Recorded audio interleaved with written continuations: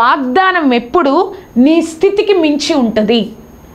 అవును కదా, మనకిచ్చిన వాగ్దానాలు కూడా మన జీవితంలో మన స్థితికి మించి ఉంటాయి కదా. దేవుడు బైబిల్లో ఎంతోమంది భక్తులకు కూడా వారి స్థితికి మించిన వాగ్దానాన్ని ఇచ్చారండి. మనం ఎందుకు నమ్మలేకపోతున్నామో తెలుసా? మొట్టమొదటిగా మన జీవితంలో మన వాగ్దానం మన స్థితికి మించి ఉండడం వల్ల మనం ఆ వాగ్దానాన్ని నెరవేరుతుందా లేదా అని నమ్మలేకపోతున్నాం. దేవుడు ఈ లోకంలో నువ్వు ఒక్కడివే, ఆ యొక్క కాలంలో నువ్వు ఒక్కడివే నీతిమంతుడిగా కనబడుతున్నావు నోవాహు, సమస్తాన్ని నేను నాశనం చేస్తాను, నువ్వు ఓడని కట్టాలి, ఆ యొక్క వాగ్దానం నేను నీ కుటుంబాన్ని రక్షిస్తాను అని చెప్పినప్పుడు ఆయన స్థితికి మించిన వాగ్దానం. మోషే 40 సంవత్సరాలు మోషే ఇంక గొర్రెలతోనే మాట్లాడారండి, గొర్రెలతోనే ఉన్నాడు. అటువంటి మోషేని దేవుడు చెప్తున్నారు, నేను నిన్ను ఐగుప్తులో నా ప్రజలు తీసుకోవడానికి ఒక నాయకుడిగా వెనుకున్నాను. ఆయన స్థితికి మించిన వాగ్దానం. తరువాత అబ్రహాముని మనం చూస్తే అబ్రహాము విగ్రహారాధనలో ఉన్నాడు. అబ్రహాము, నువ్వు బయటికి వస్తే నిన్ను ఆకాశ నక్షత్రాలంత విస్తారంగా నేను నిన్ను ఆశీర్వదిస్తా. ఆయన స్థితికి మించిన ఆశీర్వాదం. బైబిల్లో ఎంతోమంది భక్తుల జీవితాల్లో వారి స్థితికి మించిన ఆశీర్వాదం ఇవ్వడమే కాదు, కానీ ఆ ఆశీర్వాదం అనుభవించేటట్లుగా చేసిన దేవుడు నా జీవితంలో ఆ ఆశీర్వాదాన్ని మనకు అనుగ్రహించరా అండి? ఆ ఆశీర్వాదాన్ని మనకు అనుగ్రహించరా? దేవుడు మనతోనే మాట్లాడుతున్నారు. నువ్వు నీ స్థితికి మించిన ఆశీర్వాదాన్ని నాకు వచ్చాడు దేవుడు అనుకుంటున్నావు, కానీ ఆ వాగ్దానం నెరవేరుతుందా లేదా అని నువ్వు ఆలోచిస్తూ ఉన్నావు కదా. ఆ వాగ్దానం నెరవేరుతుందా లేదా అని అపనమ్మకంతో ఉన్నావు కదా. దేవుడు మనతో చెప్తా ఉన్నారు, నీ స్థితికి మించిన వాగ్దానం ఎలాగితే నీకన్నా ముందు ఉన్న వారికి ఇచ్చానో, నా బిడ్డలకు వారి జీవితంలో నేను ఎలా అయితే నెరవేర్చానో ఇప్పుడు కూడా నా జీవితంలో కూడా దేవుడు నెరవేరుస్తాను అని మనతో మాట్లాడుతూ ఉన్నారు. ఆ ఫస్ట్ పాయింట్లో ABCD చూద్దామండి. ఏ చూసినట్లయితే, కొన్నిటిని విడిచిపెట్టకపోతే వాగ్దానాన్ని పొందుకోలేవు. చాలా కష్టం అనిపిస్తుంది కదా. అసలు క్రైస్తవుల్లో ఉన్న బాధ, కష్టం ఇదేనండి. ఒక క్రైస్తవులుగా ఉండాలి అంటే కొన్నిటిని మనం ఈ లోకానుసారంగా విడిచిపెట్టేయాలి, పరిశుద్ధంగా ఉండాలి, ఇలా ఉండకూడదు, అది చూడకూడదు, ఇలా చూడకూడదు, ఈ విధంగా ఉండాలి, క్షమాపణ కలిగి ఉండాలి, ఇలాగా ఉంటాయి. కాబట్టి నేను కొన్నిటిని విడిచిపెట్టకపోతే ఆయన చిత్తంలో ఉన్న ఆశీర్వాదాన్ని పొందుకోలేం. అబ్రహాముకి దేవుడు చెప్పారు, ఆదికాండం 12వ అధ్యాయం 1వ వచనంలో, అబ్రహాము, నీ దేశాన్ని, నీ బంధువులని, నీ తండ్రి ఇంటిని వదిలి రావాలి, అప్పుడు నీ సంతానాన్ని నేను ఆశీర్వదిస్తాను, నిన్ను గొప్పగా చేస్తాను, నీ ద్వారా ఈ సమస్త దేశాలు, సమస్తమైన ప్రపంచం అంతా ఆశీర్వదింపబడుతుంది అన్నాడు. అప్పటి వరకు అబ్రహాము విగ్రహారాధనలో ఉన్నారు. అప్పటి వరకు తన ఆచారాలు, తన బంధువులు అవన్నీ వదిలేసి రావాలి అని చెప్పారు.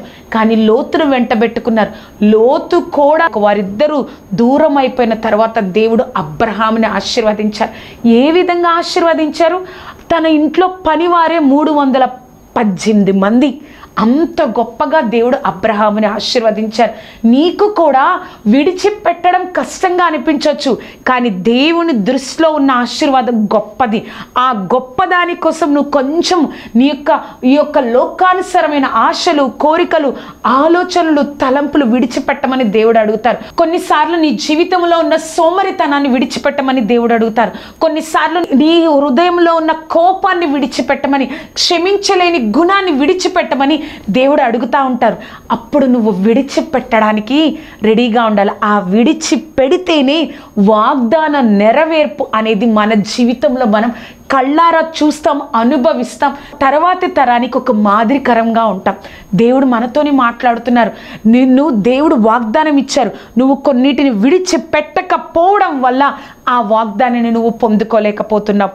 ఆ ఫస్ట్ పాయింట్లో B చూస్తే, వాగ్దాన నెరవేర్పులో దేవుడు కొన్నిటిని చేయమంటారు, ప్రశ్నించకుండా చేయాలి. కొన్ని నేర్చుకోమంటారు, కొన్ని చెయ్యమంటారు. ఆ చెయ్యమనడంలో, వాగ్దాన నెరవేర్పులో దేవుడు కొన్ని నేర్చుకోమనడం, కొన్ని చేయమనడం అన్నప్పుడు నువ్వు వాటిని ప్రశ్నించకుండా దేవుడి సన్నిధిలో నువ్వు దేవుడి సహాయంతో నువ్వు చేస్తావా, ఆ వాగ్దాన నెరవేర్పుని కళ్ళారా చూస్తావు. దేవుడు నోవాహుకు వాగ్దానం ఇచ్చారు. నోవాహు, నువ్వు ఓడని కట్టాలి, జలప్రళయం, వర్షం వస్తుంది అని చెప్పారు. అది 120 సంవత్సరాల క్రితం దేవుడు చెప్పారు. 120 సంవత్సరాలు కూడా ఆ మాటను తీసుకొని నోవాహు ఓడని కట్టడం ఆ కట్టడంలో తనొక్కడే కాదు కానీ తన కుటుంబంలో ఉన్న 3 కుమారుల్ని కూడా ఇన్వాల్వ్ చేశారు. వారి యొక్క సహాయాన్ని కూడా వారు కూడా పరిపూర్ణంగా ఆ ఓడని కట్టడానికి సహకరించారు. 120 సంవత్సరాల దేవుడు ఒక్కసారి కూడా వచ్చి నోవాహు అని మళ్ళా వాగ్దానాన్ని రూఢిపరచలేదండి. మరలా వాగ్దానాన్ని జ్ఞాపకం చేయలేదు. కానీ దేవుడు చెయ్యమన్న నెరవేర్పులో కొన్నిటిని చెయ్యమన్నారు కాబట్టి నా కుటుంబం రక్షింపబడాలి. ఈ సమస్తమైన ప్రజలందరూ చెడిపోయారు, దేవుడు వారిని నాశనం చేస్తారు కాబట్టి నా కుటుంబం రక్షింపబడాలంటే నేను ఈ ఓడను కట్టాలి అంతే అని నోవాహు తనను తాను సిద్ధపరచుకున్నారు, నేర్చుకున్నారు, చేశారు. నోవాహుకి ఎప్పుడు దేవుడు చెప్పలేదు, ఒక్కసారి చెప్పారు. మరలా వచ్చి రూఢిపరచల.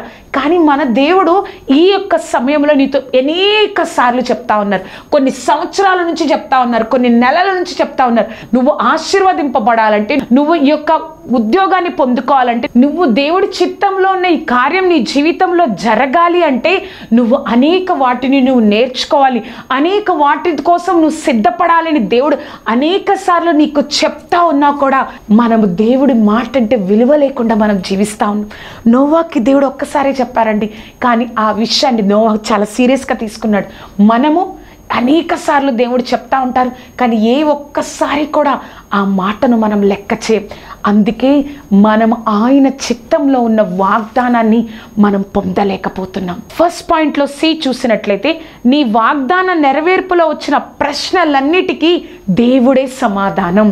నీ వాగ్దాన నెరవేర్పులో అనేకమైన ప్రశ్నలు వస్తాయి. నేను ఇలా ఉన్నాను, ఈ స్థితిలో ఉన్నాను, దేవుడు నాకు ఈ వాగ్దానం ఇచ్చారు, నిజంగా వాగ్దానం నెరవేరుస్తుందా అని నువ్వు ప్రశ్న వేసుకుంటున్నావు కదా. ఆ ప్రశ్నలన్నింటికి ఇక్కడ కాదండి, దేవుడే సమాధానం చెప్తారు. మోషేకి దేవుడు చెప్పారు, మోషే నేను నిన్ను నా ప్రజలైన ఐగుప్తులను తోడుకొనుటకు నిన్ను ఒక నాయకుడిగా ఎన్నుకున్నానని చెప్పినప్పుడు మోషేకు అనేకమైన ప్రశ్నలు దేవుణ్ణి అడిగారు. మొట్టమొదటిగా, ఐగుప్తులో తోడుకొని పోవుటకు నేను ఎంతటి వాడనయ్యా అని ప్రశ్నించారు. రెండవదిగా, నిన్ను పంపిన వానిని పేరేమి అని అడిగితే నేనేం చెప్పాలి? తర్వాత, యెహోవా నీకు ప్రత్యక్షం కాలేదంటారు నేను అక్కడికి వెళ్తే. అంతేకాదు, నాలుక మాధ్యం కలవాడు, నేను నెత్తివాడిని ప్రభా, నేను ఎలా వెళ్తాను? చివరిగా, నువ్వు ఎవరిని పంపాలో వారిని పంపాయా, నన్ను కాదు. అనేకమైన ప్రశ్నలు మోషే దేవుడి సన్నిధిలో పెట్టారు, అనేకమైన ప్రశ్నలు. కానీ ఆ ప్రశ్నలన్నిటికీ దేవుడు సమాధానం చెప్తా మోషేని ఏం చేశారో తెలుసా? అక్కడికి వెళ్ళేటట్లు చేశారు. నీ వాగ్దాన నెరవేర్పులో దేవుడు నీకు అనేకమైన ప్రశ్నలు వేస్తా, నీ హృదయంలో అనేకమైన ప్రశ్నలు వస్తూ ఉంటాయి. దేవుడి సన్నిధిలో ఉపవాసం ఉండి దేవుడిని అడుగుతూ ఉండు, ప్రభా ఇది నిజంగా జరుగుతుందా?